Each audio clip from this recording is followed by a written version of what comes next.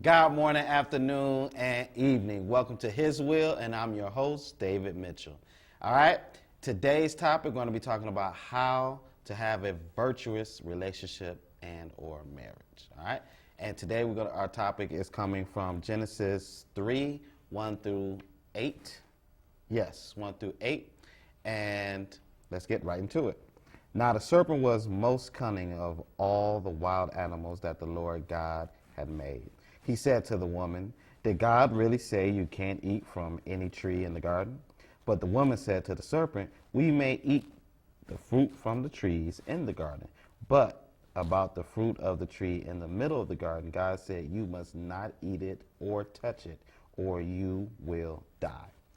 "No, you will not die," the serpent said to the woman. "In fact, God knows that when you eat it, your eyes will be opened, and you will be like God, knowing good and evil."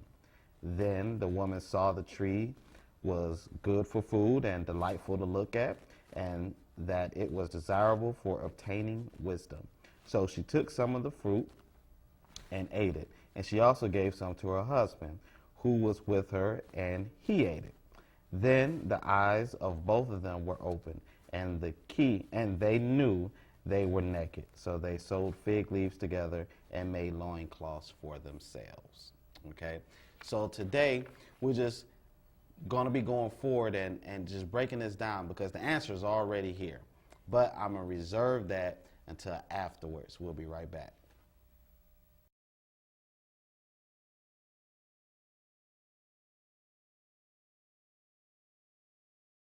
All right, we're back. We're going to go ahead and jump right into this, okay?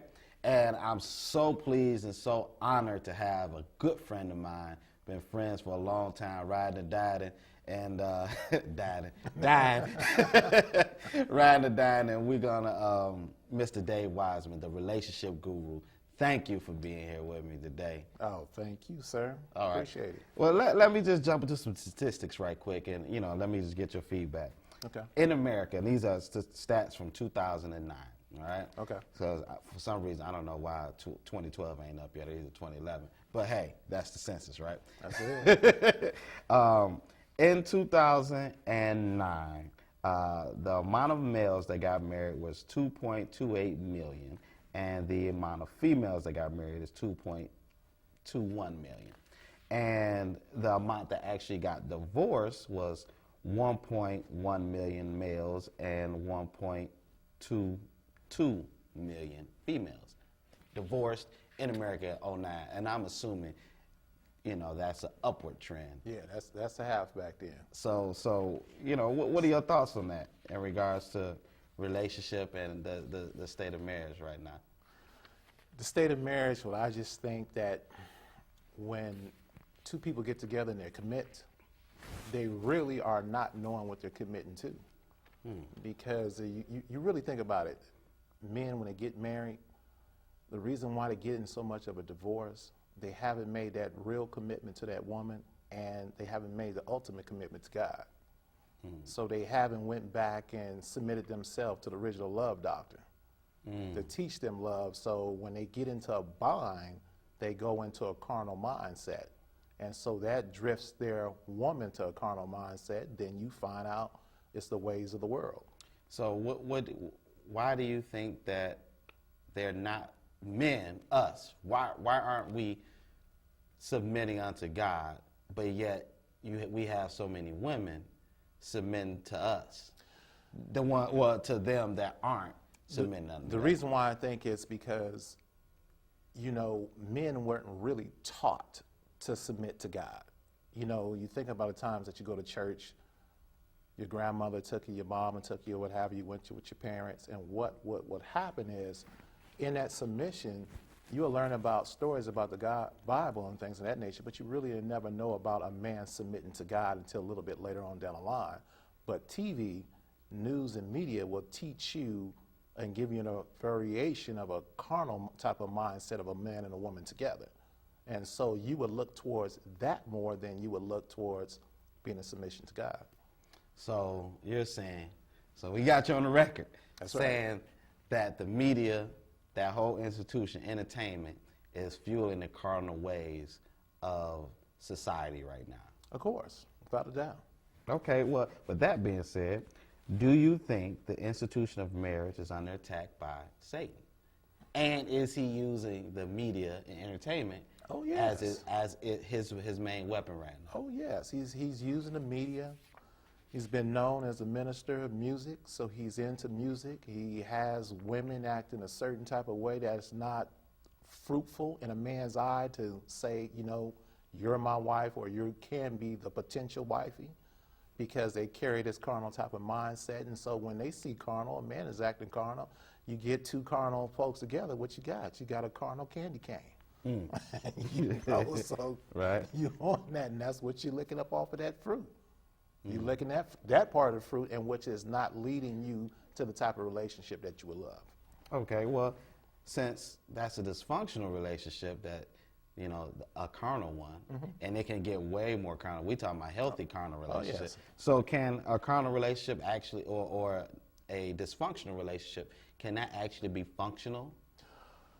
Two dysfunctional people can be, it will look like they're functional, but they're more dysfunctional, but they're dysfunctional in a carnal mindset, and they can operate like that. So the average person seeing them, they got that look like, okay, they're sticking together, and they're hanging out, and they're doing what it needs to be possible. But in that relationship, both parties is cheating. Both parties is talking about each other, because this is what they're used to. They grew up in this. They have family members. They probably had their mom talking about the dad, and dad talking about the mom, and generational aunties, uncles, friends, associates, and that thing just goes. So they're used to that type of thing. So those are your real ride or die. Those are your Bonnie and Clyde. So let me ask you this then. Since you brought up the parents, do you think the carnal or dysfunctionality is almost like a generational curse until one party in that bloodline decides to step up and say no? Do you think it's a spiritual thing, or do you just think it's just happenstance of it's just the way that I'm living my life? I think it's a twofold. I think it's a generational curse, and generational curse is one, and I think it's that spiritual, because there are some people who have been very spiritual and have walked that path, and they've been freed from that, but the sin on the other side just tastes just so much better because it's so visible. So they'll get up out their spirituality and take a walk over there to the carnal lane. So let me ask you this then. What does a healthy relationship look like to those who may be out here who they trying their best and they just keep finding themselves? Like you hear that with women all the time. Yeah. Like, I'm trying to find somebody good, but I keep finding the same knucklehead. Right. Over and over again. To be honest with you, the true man for a healthy relationship for a woman, he has to have a constant communication. He has to have a solidified and submission with his creator. He has to be sold out with his creator and love his creator, which is the original love doctrine, before he can actually learn how to love the woman. Because if he cannot step forth to the creator who created him, he's definitely not going to step up for the woman. It's just not going to happen. Not in this world ever. So there's no 7-step process, no 12-step principles to get you along the way. If you do not go in submission to the one who created you, you do not know how to understand to love the woman. You wouldn't understand her emotional abilities, her nurturing abilities. All that would be kind of like past tense to you.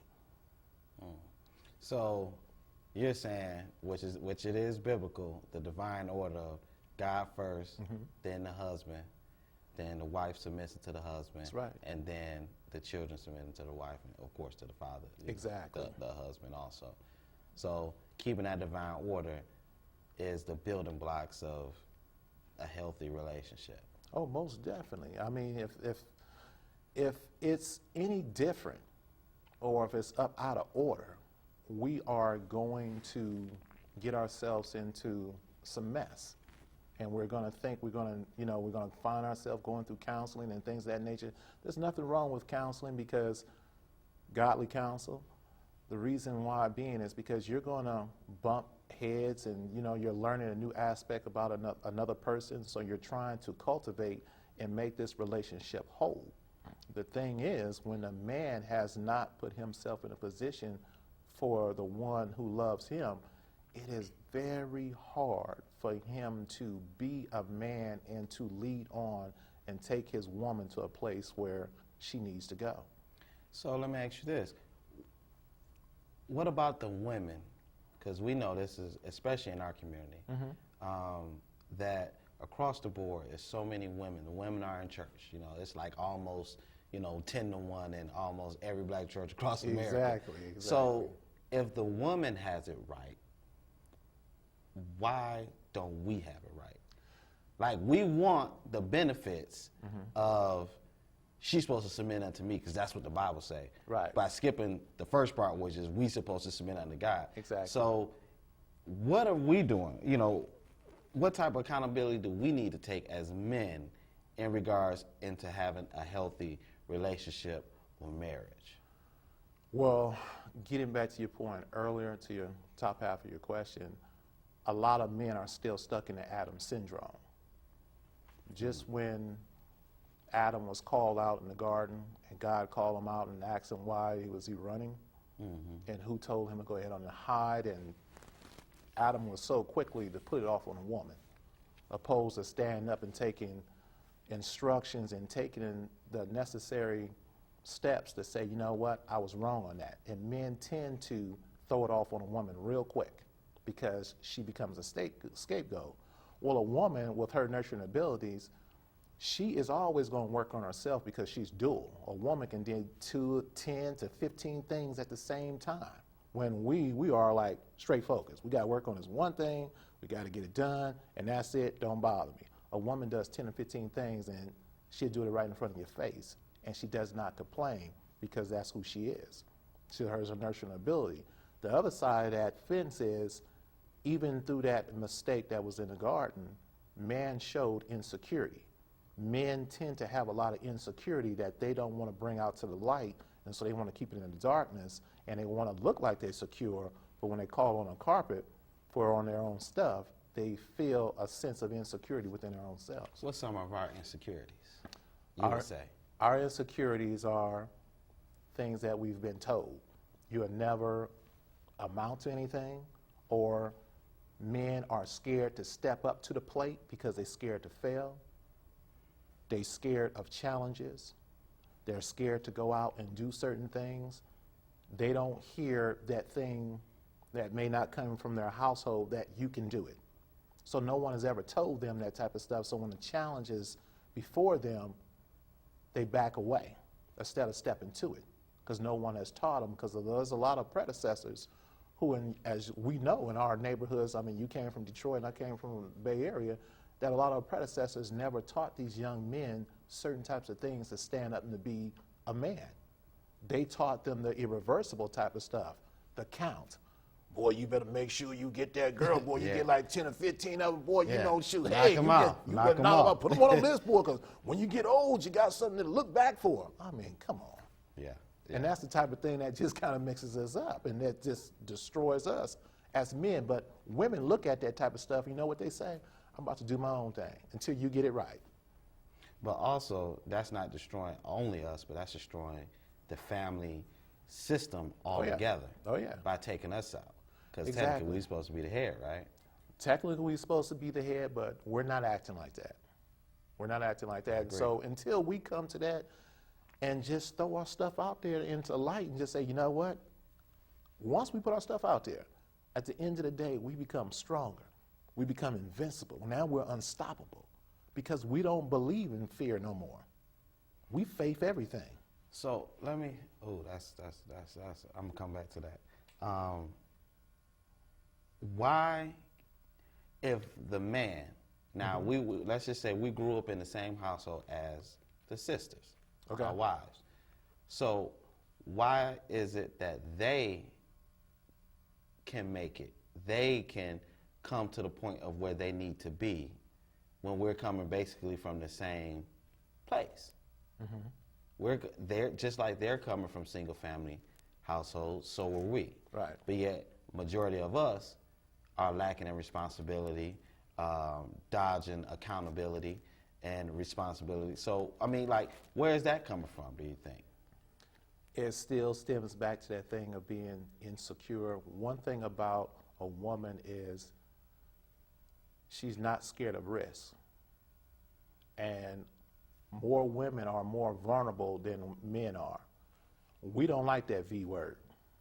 We don't like to be vulnerable because when we out there, it's like, okay, who out here see me? You know, I'm out there out there on the skate. You're out there in the middle of the light.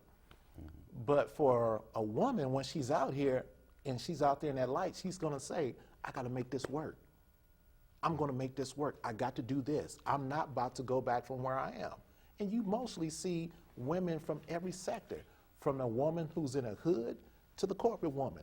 They all make it work. So let me ask you this then.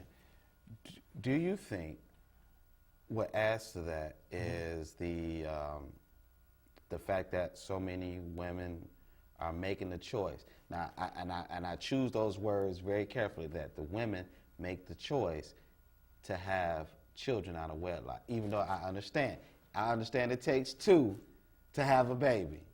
I understand that. But at the end of the day, we both know that the women have the power to say yes or no when it comes to laying down. That's right. Most men, you know, we just want to go after it and get it. That's right. You know, and the ones, the real men, not going to take it. Of course, that's a totally separate story. That's right. But I'm just talking about, she has the ultimate choice of saying yay or nay.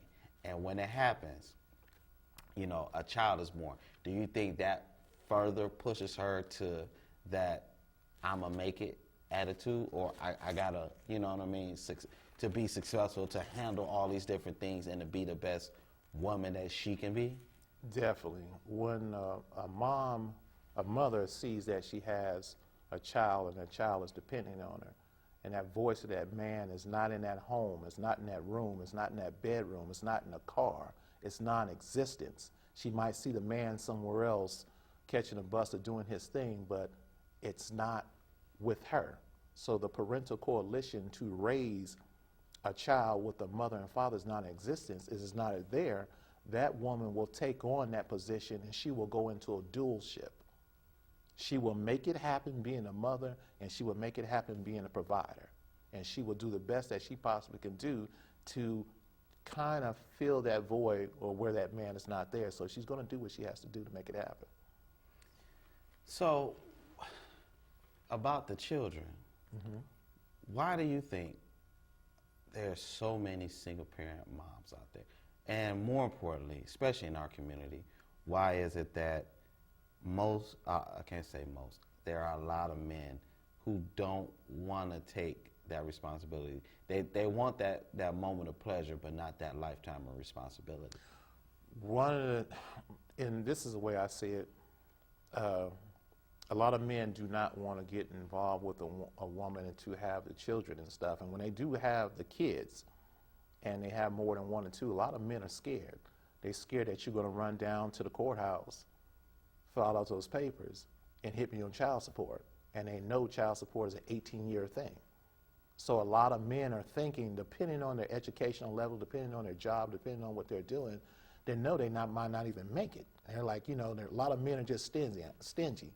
I'm not about to give up my check, half of my check, and have somebody in there tell me I got to do X amount of, you know, give this away to my children, to give it to my child. And then we get jealous as men. We tend to say, you know what, if I give half of my child support and then we see our ex with some other man that's over there, we're thinking the money that's coming up out of our pocket is going to help him out, so we're thinking we're getting pimped. But that's what some of the men, they tend to say that. I mean, but what about the effect of the child, though? I mean, like, because we know, I mean, we know that if a healthy father is in that household, that child will be a better part of society when it gets older. We know that. That's right. So, why can't we get over that hump of, you know what, taking accountability? I made this child. That's right. And just saying, you know what, let me take care of it. Some men do, some don't. It all depends on what information that you get comes into your gates. And men will tend to listen to information that comes from the ear gate through another man that went through the same type of problems that they went through. And they tend to say at that time, you know what, I'm not about to let that happen to me, or I'm about to handle my responsibilities. And a lot of this teaching and stuff is coming from the predecessor, because you don't learn how to make mistakes unless you're seeing a mistake example in front of you, or some mistaken information that is given to you. Because if the mistaken information is not given to you, you become a receiver of such. So when you receive what comes to you, you implement that wrong misinformation, and you try to produce that over into the relationship that you got going. If it's not correct, then it's going to be like that zigzag type of generational type of thing, and it's not going to stop. And it's because the predecessors need to pull that thing back and teach these young men the right type of way, opposed of doing it the way that they feel, or way society is doing, or the images that we see. And I want to actually bring it back a little bit, and because I know we talked about this on several different occasions. And what about these young men? Because we know, just in case some of you women out there don't know, men are way more sensitive than women are. Oh, yes, we are. So when it comes to relationships and how most quote unquote players actually begin, outside of, you know, our predecessors telling them, oh, this is what you should do. But it almost 9 times out of 10 goes back to that first female that broke our heart or that cheated on us. That's right. And after that, we said we don't never want our heart broken again, and now we're going to be a player. That's right, because we got to understand, men were never taught how to be comfortable with their emotions. When we cried, what happened? Stop crying. Right. Quit acting like a sissy. Straighten up. Suck it up. You know, you get all these different types of variations and stuff, so we sucked up that emotion. We didn't know how to expand that type of emotion, and if we did expand it out, we was called weak, or we was called a punk. We were called things that made us like, we felt like, I don't want to be called a punk, I don't want to be called weak, I don't want to be called a sissy. So we sucked it up, so we didn't know how to release it. A woman will be hurt, and she knows that she can go to her girlfriends and talk that thing out, and she can get that emotion out, and then she can deal with it. She takes that risk in dealing with it, and she comes back, and she's ready again. She's going to watch you. She might go through the same mistake 3 or 4 times, but the thing about it is she can switch coats. We can't switch coats like that. We refuse to switch the coat, because the coat means hurt. We got to go through something. But isn't that kind of a double-edged sword on our part? You know, because it's kind of not fair, because you know and I know that we have to be tough, especially as being African-American men. Right. We have to be tough out here just to survive, just the bare minimum in our own neighborhoods at times, and then even in corporate America. We have to have thick skin. And I think from, you know, back in the day, like the 50s and, you know, 60s and Right. before it's the civil rights movement, that we had to show no signs of emotion, because, you know, that'll be letting white America know that you're getting to us. Right, right. So by carrying that on, because that's how they were taught, and that's how their fathers were taught, That's right. and their fathers all the way back, why should it stop now, since it's been perverted into something else? Why should it stop now in regards to, you know, being a man, which ultimately is going to affect being a husband? Well, I think the way I view that is the men back there at that time, and they did toughen up. This generation right now, we need to still keep that same type of mindset, toughen up and keep going, but we go with action, because there are a lot of men who will toughen up and stay neutral. We have to toughen up and move forward. What do you mean by staying neutral? Stay neutral. You can stay tough, you know, and say, hey, you know, I don't like way society is doing such and such, you know, blankety blank, blank, blank, I'm going to just do this. You're not moving forward. You're just talking. So you're becoming a mouthpiece, and you're being a mouthpiece, and you got people depending on you and looking at you to make things happen, because you're a pathfinder. They're depending on you as being a man to push the path, push the trees to the side, and let's find our own harvest. They're depending on you. So Sometimes in our community, we can be a mouthpiece and talk it and not give that action, but there are some men who will become that mouthpiece and move with action, and then as they move with action, they apply knowledge to where they're going to making a betterment for their situation and for their family. So as they're doing this, their son or daughter can sit back and realize, you know what? Look at daddy.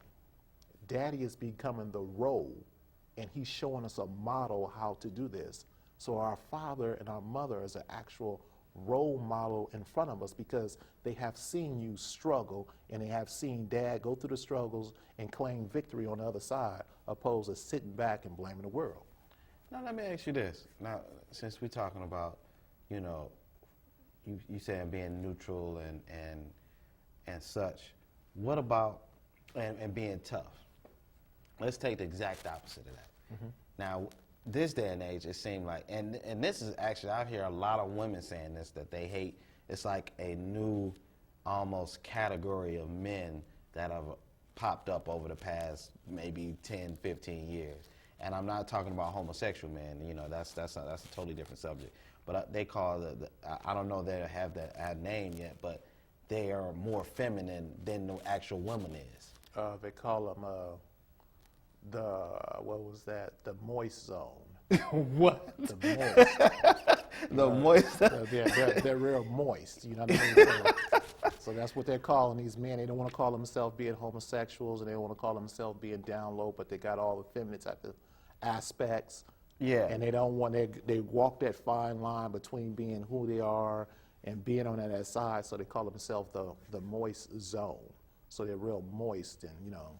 Just soft for no reason. Exactly. So how does that equate into the family, or, you know, for those single women out here that's trying to find a good husband and keep complaining it ain't no good men, or, you know, they're all on the down low or whatever, you know, and now she finds the moist zone. You know, what is a single woman to do? It's very hard for a single woman to really kind of compete with that, because it's very hard for a single woman to compete with a man who's went on a down low. It's very hard for a single woman to compete with somebody that's moist, because it becomes so much like them, you know, being feminine or what have you, and it becomes a deterrent. You know, it's never going to be an equal. She can never yoke along with that something that's just like her. Nature won't allow that to happen. There's always going to be problems. And one thing about nature will tell off on yourself and will tell you if you're the right person or not. It's going to happen. You regardless of who you are. And if you're not right and the other person is, you got 85% right and you got 20, but you acting like 100, at the end of the day, nature will show itself and it will show the imposter. But thank you. I greatly appreciate it. Where can they find you at? You can find me at Know That Man on Facebook. And you can find me at www.twitter.com/Know That Man. Dave Wiseman from Know That Man. Thank you very much. All right, folks, that's all the time we have. Thank you so much for joining us. I love you all. Just to wrap it up, basically, in order to have that virtuous relationship and that virtuous marriage, Brother Wiseman said it best. You got to communicate properly, be transparent, be honest and open with your mate and partner. And first and foremost, keep God first. Keep God first, keep God first, keep God first. Everything else will just fall in line. Take responsibility and ownership for your mistakes in a relationship, and don't play the blame game. Take ownership of what you did and move past it together under God, under His counseling. And from there, folks, I thank you. I love you. Until next time, keep God first. God bless and be a blessing. That is your wealth. Peace.